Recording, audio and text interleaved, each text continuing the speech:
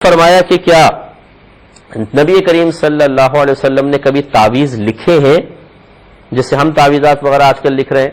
لیکن لکھنا تو ایسا نہیں ہے کہ باقاعدہ نبی کریم صلی اللہ علیہ وسلم سے ثابت ہو۔ ہاں، وظائف آپ نے دیے ہیں صحابہ کرام کو، ان کی حاجات کے پورا کرنے کے سلسلے میں آپ نے یہ وسیلہ عطا فرمایا ہے،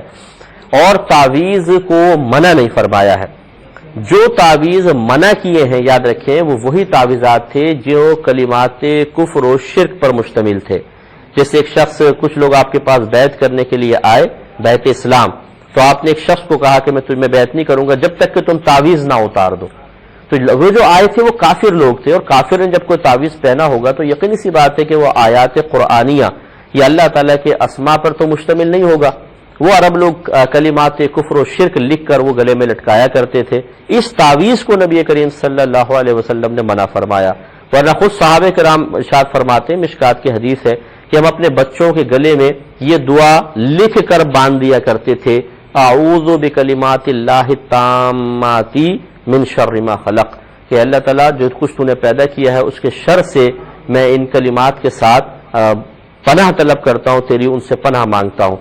تو اس کا مطلب یہ ہوا کہ خود صحابہ کرام بچوں کے گلے میں تعویذ کی شکل میں اس طرح کی دعائیں ڈالتے تھے۔ تو خود سوچئے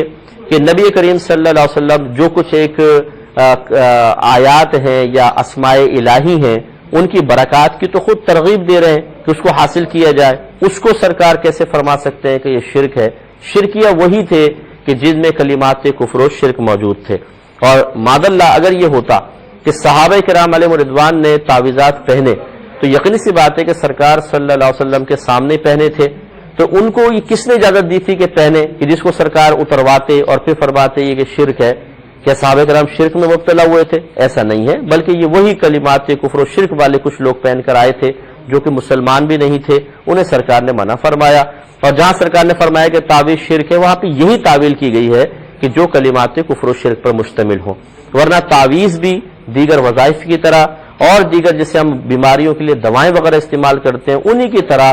ایک تکالیف وغیرہ ضرر کو دور کرنے کا وسیلہ و ذریعہ ہے، جو کہ اس عقیدے کے ساتھ پہننا کہ شفا اللہ تعالیٰ دے گا، اس کے بغیر کوئی نہیں دے سکتا، یہ ایک وسیلہ و ذریعہ ہے۔ تو جس طرح ہم یہی سوچ کر ڈاکٹر کے پاس جاتے ہیں، ڈاکٹر مختلف دوائیں میڈیسنس یوز کرتے ہیں، کوئی بھی یہ نہیں سوچتا کہ یہ گولی مجھے شفا دے گی۔ ہر ایک کے ذہن میں یہ ہونا چاہیے کہ شفا دینے والی ذات اللہ کی ہے، یہ تو ایک وسیلہ و ذریعہ ہے۔ ایسے ہی تعویذ بھی ایک وسیلہ ذریعہ سمجھ کے کیا جائے تو کوئی حرج نہیں ہے، کلمات کفر و شرک پر مشتمل نہ ہو۔ ایک بھائی نے